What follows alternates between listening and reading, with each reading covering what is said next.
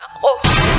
Mas pinainit. Ramdam ko ang halik niya sa leeg ko.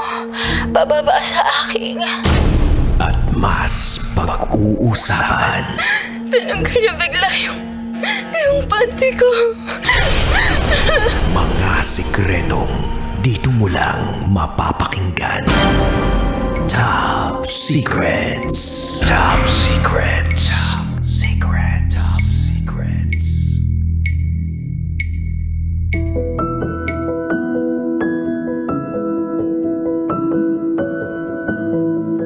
Hi Kabisyo, it's me once again, DJ Rocky Terra, ang basa princess ng Love Radio, ang tagapagprotekta at tagapagsiwalat ng pinakatatagong sikreto ng ating mga kabisyo. And even if mag-share ka, magbabahagi ng yung sikreto, just remember that your secrets are safe with me. So eto na nga po, meron tayo ng caller on the line na mag-share ng kanyang top secret. Hello, magandang gabi sa'yo. Ay, hello po, DJ Rocky. Hello? Hello po, DJ Rocky. Good evening po. Good evening sa'yo. Pwedeng malaman kung anong alias mo? Alias po ay is Hammerman 21 po. Hammerman. Huwag na nating ilagay yung number kasi hindi naman to group chat o kaya GM ha?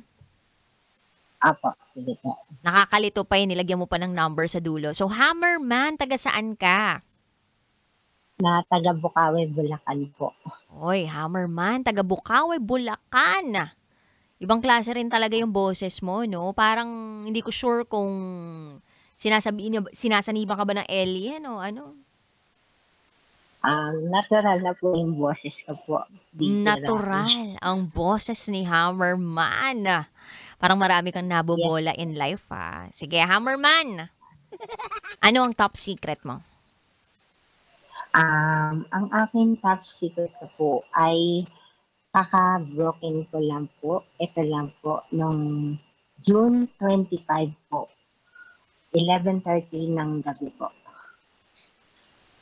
Na broken hearted ka. Anong sikreto doon? Hindi ba alam ng kamag-anak mo na sikreto 'yon? Hindi po, nag-entertain po ko ng ibang babae po. Kahit hindi ko pa po nire-let go or hindi pa po ako nakakapag-move on po. Alam ba nitong bago mong nililigawan o pinopormahan, nakaka-break mo lang dun sa ex mo? Hindi po ngayon po. Actually po is naging jowa ko po siya po. Nung araw din po ng break-up po din po, ng 25 po. So meaning, habang may jowa ka o habang kayo nitong binrake mo, meron ka nang nilalande, may nire-reserva ka na sa gilid, tama ba? Hindi naman po sa sinasadya ko pong mag-entertain kasi aksidente ko lang po na naghanap po ako ulit sa isang dating app po. Sino ba nakipag-iwalay sa inyo ng ex mo? Ikaw o siya? Siya po mismo at bigla na lang po niya ako binlock po. Anong rason daw? Wala? Nung pagkabati ko po sa kanya ng happy anniversary po, kinabukasan po binlock niya po ako. Ilang years na ba kayo nitong ex mo? Mag-3 years na po sana po. Magti 3 years na kayo. May mga investment ba kayo together? Matindi bang dami ng pinagsamahan ninyo? Actually po may plan na po sana. Kaya lang po naudlit po talaga po. May plano kayong magpakasal na? Bala ko na rin po sa kanya po mag-propose po sana po.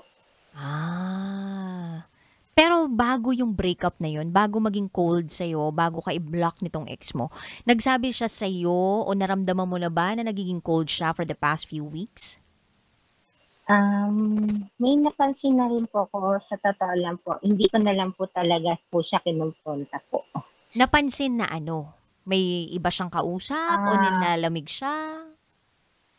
Yung parang pagkadatawag ko po is ini-end po niya.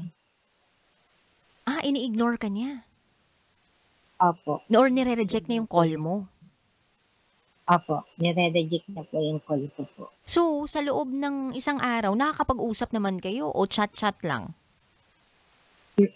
Pagka ano po niya po, break time po niya po, ayun po, nag-uusap po kami through call, tapos pagka gabi po, bago po siya matulog. So, ayun, nag-uusap po kami. Nakapag-usap kayo. So, Pero sabi mo, nire-reject niya yung phone calls mo. Paano nangyari yun? nung after po nun, siguro po, mga bandang April po yun eh. Mga April po, yun po, dun ko na rin po napansin na yung kadado niya, ganyan, may ginagawa po siya, ganito, ganito eh. So, Mhm. ako naman, siyempre, naniniwala sa may ginagawa na po. Mhm. So, May sinasabi ginagawa niyang po siya. dahilan sa'yo, busy siya o may ginagawa siya, tapos ikaw naniniwala ka Opo, naman. Hanggang sa tuluyan na siyang naging cold, tapos nakipag-iwalay na siya sa'yo, tapos binlock ka na niya. opo, binlock po niya ako. Tapos po, nung kinabukasan po, nung ano po, sinubukan ko po siyang i-stalk po sa iba pong Facebook page po. Anong nakita mo? Tapos po, may nakita po ako na ano po, na hindi ko po inaasahan na may bago po siyang naka-profile po. Tapos, ayun po, naka-reveal po yung bagong guy po. Ah! So, may naka-reserve na rin pala siya. Okay, so ngayon anong ginawa mo nung nakita mo yun? Nag-download ka ng app? Um, sa dating app ko lang di po siya nakilala. So, bumalik po ako ulit doon sa apps na yun. Mhm. Opo. Tapos?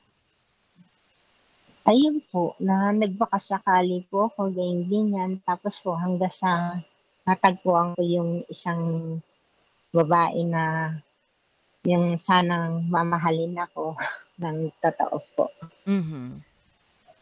Opo. Kaya noong time po na nag-usap po kami ng kahit hindi pa po ako masyadong okay po nun. Sabi mo sa mismong araw ng breakup ninyo, nakipag-usap ka na sa iba? Tama ba? Opo, tama po. Mhm. May Opo. nagtatanong pala 25 dito. na, May nagtatanong dito. opo. Pwede daw bang malaman kung anong sexual orientation mo? Kasi sa boses mo, parang iniisip nila tomboy ka o lesbian ka. Ayun po, sasagutin ko po is ako po ay isang straight boy po talaga. Kasi Isa ka. natural lang po talaga boses ko po. Mhm. So biologically, ikaw ay lalaki. Opo, yes po. Boy po. Ayan, okay. Para sa mga nagtatanong ha, naku-curious kung ano bang sexual orientation nitong ating kausap o ng caller natin na nag-share ng top secret. Siya po ay isang lalaki. Sadyang ganito lang yung boses niya. May konting kasi, may konting halo ng alien. Eh po talaga po, natural po talaga po. Oo, ngayon natin. Unique yung voice mo. But anyway, yun, Opo. nag-break kayo ng 25 na may nakausap ka ng ibang girl sa social media or sa dating app. Tapos, nagtuloy-tuloy yung pag-uusap ninyo. Opo, nagtuloy-tuloy po yung usap po namin hanggang sa yun nga po na kasi tawagan po namin is love. No? Love po ang tawagan po namin po sa isa't isa. Hanggang ngayon kayo pa rin?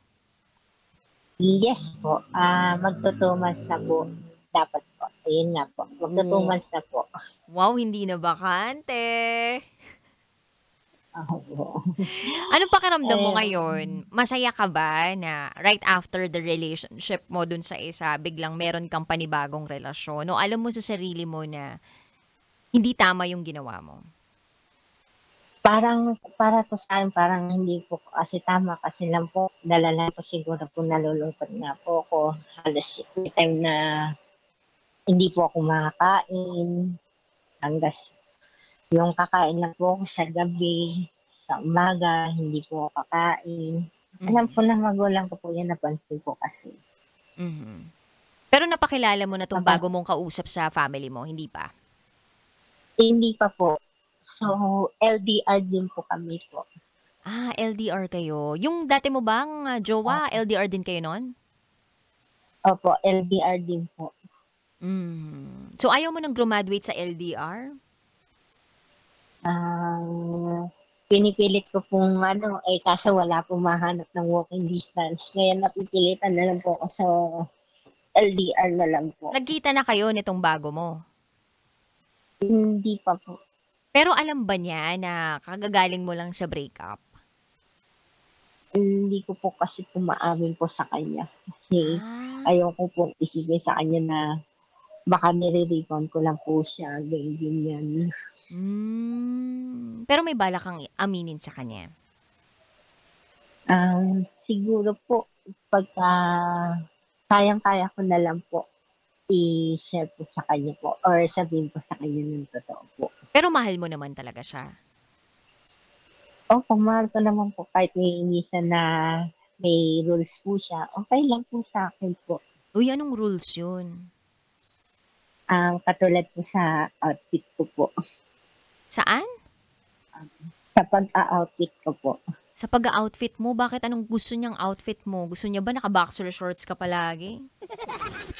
Hindi po. Kasi po, ang datingan ko po, base sa po, na niya rin po sa akin is, rin po, mala superhero din po. Yung brief mo nasa labas, ganon. Ay, hindi po, yung mga katulad ng isang damit na parang style costume, parang ganun po. Sabi mo kasi costume ng superhero. Di ba yung superhero, yung brief nila na nakalabas? Hindi po, I mean yung kagaya nila Captain America po. Ito naman, gino-joke lang kita. Opo. Mabiro, Okay masyado lang ka naman po. seryoso. Oh, Opo. Hammerman, anong balak mong gawin ngayon sa buhay mo?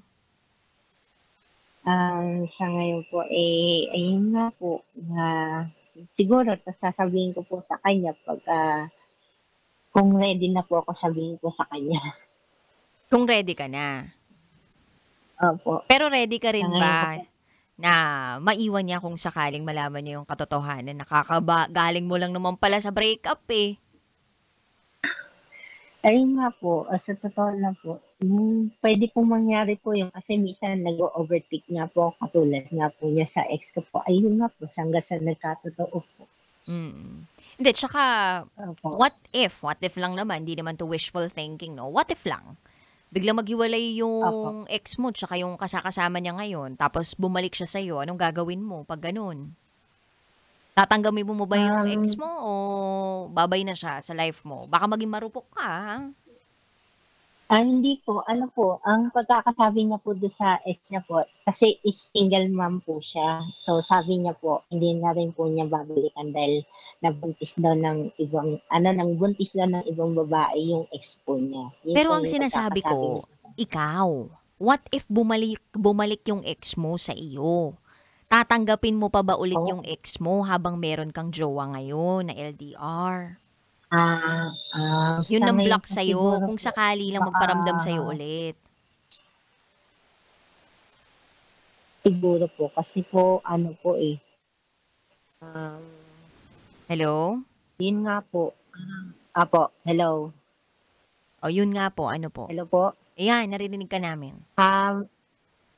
Ayun nga po, hindi ko na sigurado po. Parang feeling ko, mandidiri po ako sa kanya, parang ganun. Oy, Kasi ang dami po kasi overtake po sa isip ko po. Oy, pangatawanan mo yun, ah. Hindi na babalik sa ex, ah. Opo, hindi na po. Ayan. Anyway, Hammerman, maraming salamat sa iyong pagtawag sa aming programa, ha. May gusto ka pa bang sabihin? Ayun nga po, and nga po, mapa-shoutout po ako dito. Sige, shoutout na, go. Opo, shoutout po dito sa may Bukawi, Bulacan na hindi mo na sa ngayon nag-aaral or hindi mo na nagtutuloy ng pag-aaral po ng college po.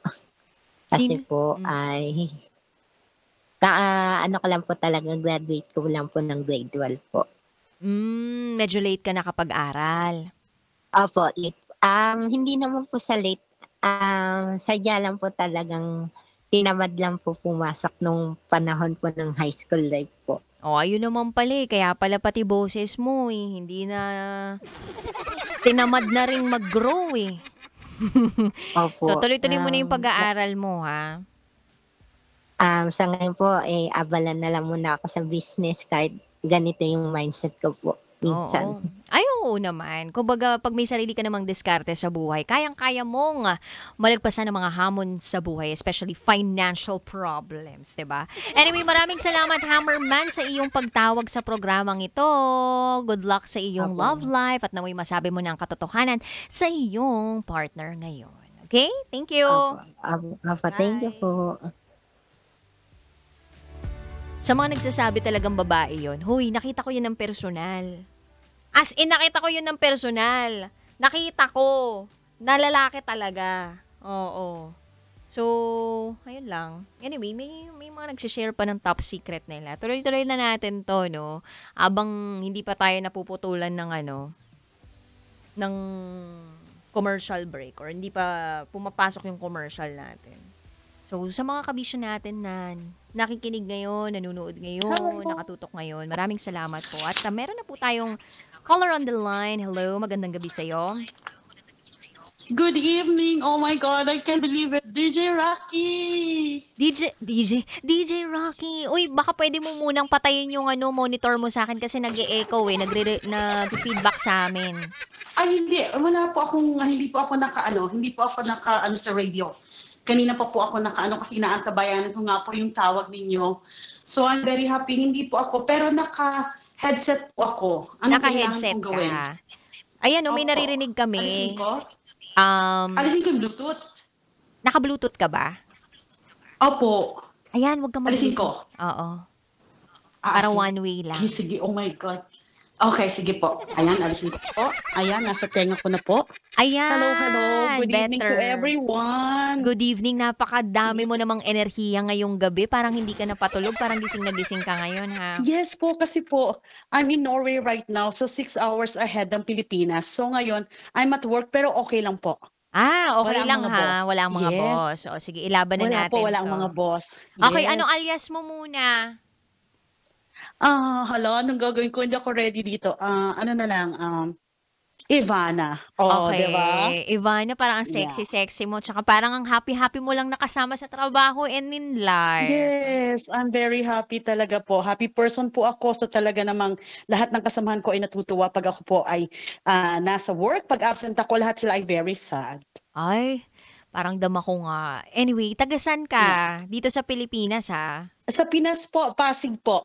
Ay, taga-Pasig. Okay. Yes Sige, po. Ivana, Yes. hindi ko na patatagalin to kasi 6 minutes na lang yung meron tayo. Magpo-40 Oh my at God. na. Oo. Yes. Ano ang top Okay. secret mo? Yeah, ang top secret ko, actually, nung umuwi ako nung last April, this year, okay, umuwi ako ng Pilipinas, na-meet ko po yung ex ko. Kasi po, everyday talaga napapanaginipan ko siya for 5 years na kami ay wala na. So sa akin, actually, ako nag-cheat before. I was in Saudi Arabia that time. 10 years po ako sa Saudi Arabia nagturo. So, may nakarelasyon ako na really, I love him so much. Pero nagkaroon po ng problema kasi actually, he's married. I'm not proud of that, pero nawala po yung relasyon namin nang hindi po nalaman ng misis niya. Ganun kami kaingat talaga nung time na yon. So, dahil ako yung nag-cheat sa kanya, dahil nalaman ng parents ko na he's married, kasi ang sabi ko, syempre, hiwalay siya. That time, I'm already separated for 10 years. I have 2 kids. So, sinabi ko sa kanila na hiwalay the guy, pero hindi naman talaga. So, ngayon, ang nangyari, every day napapanaginipan ko siya. So, kinontak ko yung mga friend ko from Saudi Arabia that time, para lang makuha ko yung contact number niya. Pero, exit na pala siya, kumbaga retired na siya. By the way, DJ, I'm 55 years old. I'm very proud. Oh, Okay. 55 years Yes. old at talagang madaming Yes. enerhiya pa. Yes, sobra-sobra po tagang enerhiya ko. So ngayon nga po, DJ Rocky, so I contact my friend para makontak yung anak niya. To cut the story short, nakuha ko po yung contact niya through WhatsApp. Mhm. So nag-message ako sa kanya na kung pwede kaming mag-meet kasi gusto ko mag-sorry personally kasi nung nag-break kami, na which is kasalanan ko talaga, hindi kami nagkapag-usap ng maayos. So, nakukonsensya po ako that time. So, sabi ko, gusto ko siyang makausap. Hindi ko kasama yung husband ko dito sa Norway that time. Pero hindi ako nakukonsensya na parang chito. Hindi. Hindi naman po ganun ang na-feel ko. So, nung nagkita nga po kami nito, nung anong ex ko, minessage ko muna siya. Tapos sabi ko, papauwi ako sa Pinas. Sabi ko ganun, pwede ba tayong mag-meet? Taga Cavite siya eh. So, sa MOA kami pwedeng mas malapit. Pareho kami. Kasi ayaw niya sa EDSA dahil alam niya matraffic. So sabi niya, pwede ba sa MOA nga? So sa MOA kami nagkita. First time ko, nag-grab mag-isa. Hindi ako marunong mag-grab pero pumunta ng MOA ng mag-isa din. Tapos nagkita kami. So I'm very happy. Nung nagkita kami, hinag niya ako. Hinag ko din siya. Tapos talagang napaluha ako kasi hanggang ngayon naiyak tuloy ako. Natutuwa ako kasi kumbaga, eto na yung pinakahihintay ko kasi lagi ko siya napapanaginipan. So, ako nag-treat sa kanya. Sabi ko, sagot ko to. Sabi ko sa kanya. Kasi nung time na nasa Saudi kami, to be honest, napakagalante niya sa akin. Sobrang blessing siya sa akin, kumbaga. So this time, ako naman yung, although maangat pa siya, pero ako kahit pa paano talagang nakaluluwag-luwag na. Kumbaga, sabi ko, it's my treat, sabi ko sa kanya. Tapos, I remember Shakey's kami nagkita, MOA, doon kami kumain kasi hindi masyadong crowded. So, nag-sorry ako sa kanya personally, tapos sabi niya sa akin, wala na sa akin yun. Natutuwa ako kasi naging maayos na yung buhay mo. At nagbablog din ako, DJ Rocky. Oy, wow. So, gusto mo ba i-plug dito yung vlog mo? Ano? Gusto mo bang i-plug dito yung vlog mo? I-mention Ay, ayoko. wag na. Wag na. Yes. Yeah. Tapos si DJ Nicole Ayala, also, assumptionista po yan. Ayan, napunta na po kay Ma'am Nicole. Actually, 1 minute ka na lang okay. Ayun, natuwa lang po DJ Rocky kasi kumbaga, after nung nagkita kami, lumuwag yung pakiramdam mo. Hindi ko na siya Lumuwag yung pakiramdam mo pagkatapos mong makipagkita doon sa ex mo? Yes, lumuwag talaga ang pakiramdam ko. Tapos, hindi na kami nagtagal. Nag-usap lang talaga kami. Tapos sabi niya, may lakad pa rin siya. Sabi ko, sige, it's okay. Oo, nag-goodbye lang kami ng Tapos ako, napatawad ko na rin yung sarili ko. Kasi for 7 years, hindi ko napapatawad yung sarili ko sa ginawa ko eh. So at least ngayon, nakausap ko siya personally at nakapag-sorry ako sa kanya. Ayun, masaya ako, DJ Rocky, sobra. Oh, I like that. Inano mo talaga, naging realistic ka and in-acknowledge mo yung nararamdaman mo kasi bibihira yung ganyan yung hindi yung ina-acknowledge yung nararamdaman nila na merong bumabagabag sa akin, so dapat gumawa ako ng paraan para hindi na ako mabagabag. And then it happened at maayos yung pagkikita ninyo. Maayos po ang pagkikita namin. Hindi ko akalain na i-accept niya rin kasi nga, sabi ko, syempre, married siya and everything. Pero ginawa niya pa rin ang paraan kasi sabi niya, syempre, may pinagsamahan talaga kami. 7 years kami sa Saudi, nagsama as a couple. Ganun ang lumabas kasi alam niyo naman doon, kailangan talaga couple bago kayo makapagsama. So, anyway, Ivana, ikakat na kita ha, pero thank you so much for calling. Thank you so much. Thank you. Cheers. At tatawag pa rin ako one of these days, baka sa Friday kasi meron din akong SPG naman. Oh my God, DJ Rocky. So I hope makatawag. Hello, Ivana, nandiyan ka pa ba? Sorry na ngayon. Thank you so much. May God bless you. Hello, Ivana. And uwi po ako sa December, DJ Rocky. Pupuntahan po kita. Oo, puntahan mo ako. Uy, pero alam mo, meron ako nabasa na secret file na ganyan. Hindi kaya ikaw yung nagpadala sa akin nun? Ano po? Nagpadala ka na ba sa akin ng sulat dati? Ay, hindi po. Hindi pa po pa. ako nagpapadala. Talagang nakikinig lang ako sa inyo everyday po. Talagang doon sa playlist mo, talagang nandun po ako nakikinig. Thank you so much. So it's my first time. Okay, thank you so much, Thank you ha. Thank you also for that very light conversation. God bless always. Kailangan pa bang i-memorize yan? Love Radio Basic!